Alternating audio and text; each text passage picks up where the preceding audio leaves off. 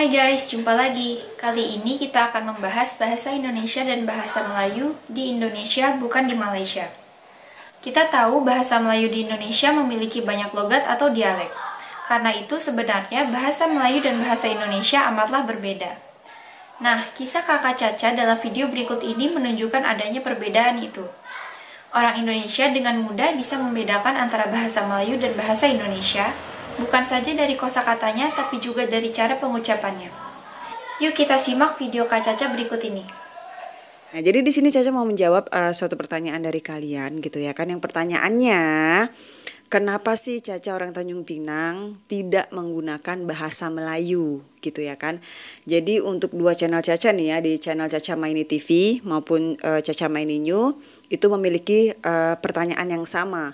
Malah nih ya, karena Caca itu tidak menggunakan bahasa Melayu, jadi yang orang mau subscribe itu nggak jadi gitu ya kan, kurang respect apa segala semuanya gitu ya kan. Caca itu mau menjelaskan dari silsilah keluarga dulu dari atas lah gitu ya kan.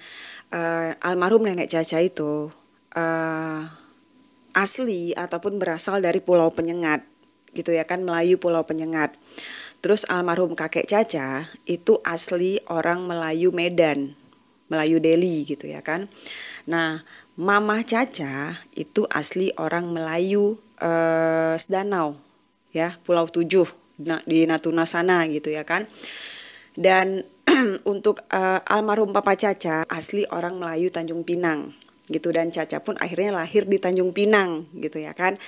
Nah, terus kenapa kok asli orang Tanjung Pinang nggak ngomong bahasa Melayu gitu ya kan.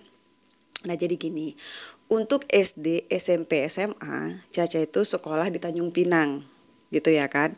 Terus tamat SMA, Caca pindah ke Bandung untuk kuliah dan melanjutkan sekolah atlet. Jadi Caca ini ikut sekolah atlet di salah satu cabang olahraga gitu ya kan.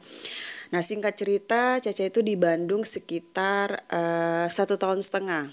Perjalanan Caca kenapa kok singkat, kan kuliah kan pasti membutuhkan waktu kurang lebih mungkin 3,5 tahun bahkan 4 tahun gitu ya kan.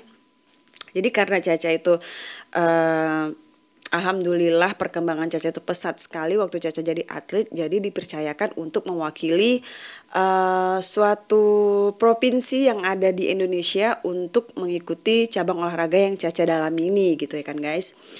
Dan akhirnya kuliah Caca pun terbengkalai pada saat itu. Akhirnya Caca pindah ke Jakarta.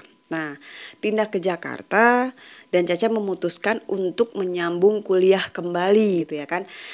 Dan kebetulan sekali Caca itu kuliah jurusannya ilmu komunikasi, yaitu public relation gitu ya kan, alias PR gitu. Nah, jujur nih terus terang sama kalian ya, waktu Caca pertama kali pindah ke Bandung ya, Caca itu masih menggunakan bahasa Melayu yang kental gitu guys ya kan. Nah, terus 1,5 tahun Caca pulang ke Tanjung Pinang khususnya gitu ya kan, Caca masih menggunakan bahasa Melayu walaupun tidak sekental seperti semula waktu Caca pertama kali pindah ke Bandung gitu ya kan. Nah, tapi setelah Caca pindah lagi ke Jakarta untuk melanjutkan kuliah gitu ya kan, disinilah Caca dituntut untuk menggunakan bahasa Indonesia dengan baik yang benar. Kenapa? Karena Caca itu mengambil jurusan ya ilmu komunikasi public relation. Jadi Caca harus menggunakan bahasa dengan baik dan benar gitu. Itu untuk menyesuaikan antara bahasa Melayu ke bahasa Indonesia pada saat itu membutuhkan waktu yang lumayan lama sih guys pada saat itu gitu ya kan. Tapi dengan perjalannya waktu alhamdulillah akhirnya Caca bisa berhasil menggunakan bahasa Indonesia dengan baik dan benar gitu ya kan. Karena Caca harus presentasi di depan kelas menggunakan bahasa Indonesia gitu ya kan, apa segala semuanya gitu. Nah, jadi kalau misalkan kalian bertanya kenapa gitu ya, nah udah tahu kan jawabannya gitu, karena Caca memang berkuliah dengan mengambil jurusan ilmu komunikasi yang menuntut Caca untuk harus menggunakan bahasa Indonesia gitu ya kan. Itulah guys penjelasan Kak Caca kenapa sekarang ia menggunakan bahasa Indonesia dalam kontennya. Mungkin hal itu juga pilihan, bagaimanapun Kak Caca lama tinggal di Jakarta.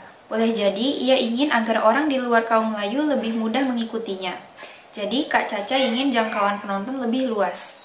Semua itu memang pilihan. Semua orang bebas membuat konten dengan bahasa Melayu, bahasa Sunda, Bugis, Madura, dan sebagainya. Itu bergantung pada pertimbangan masing-masing. Yuk kita simak lagi ya.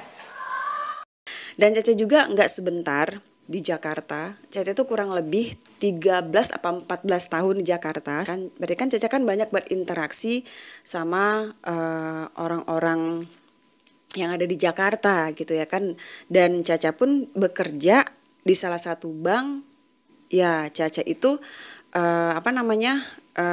menjadi PR, public relation gitu ya kan. Jadi harus benar-benar menggunakan bahasa Indonesia gitu ya kan. Nah, jadi bukan berarti Caca melupakan bahasa Melayu, itu tidak sama sekali. Bahasa Melayu itu akan tetap ada di dalam hati Caca sampai kapanpun gitu ya kan. Nah, terus kalaupun Caca pulang gitu ya kan, pulang ke Tanjung Pinang gitu ya kan, walaupun istilahnya bahasa Caca tuh acak-adul ya, campur-campur bahasa Melayu, kadang-kadang menggunakan bahasa Melayu dengan menggunakan bahasa Indonesia, kadang-kadang menggunakan bahasa Indonesia dengan bahasa Melayu gitu kan, tapi ya emang kayak gitu ya kan. Jadi emang dasarnya orang Melayu, jadi tidak bisa melupakan secara 100% bahasa Melayu gitu ya kan. Katanya Tanjung Pinang itu kan banyak orang Melayu gitu ya kan, kenapa kok Caca tak ngomong Melayu gitu ya kan. Ya nggak apa-apa, Caca sangat mengerti gitu ya kan. Dan sebenarnya Caca itu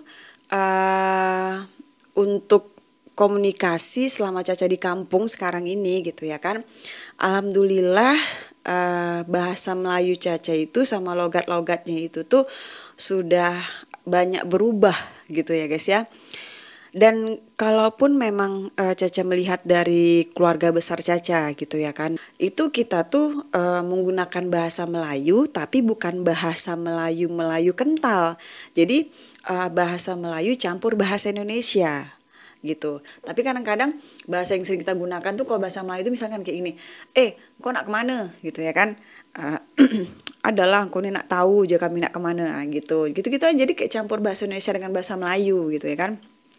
Terus Caca juga di rumah nih kalau dialek sama kakak Caca gitu ya kan, misalkan Caca minta makan, kak minta makan kak, minta nasi sikit kak, kayak gitu.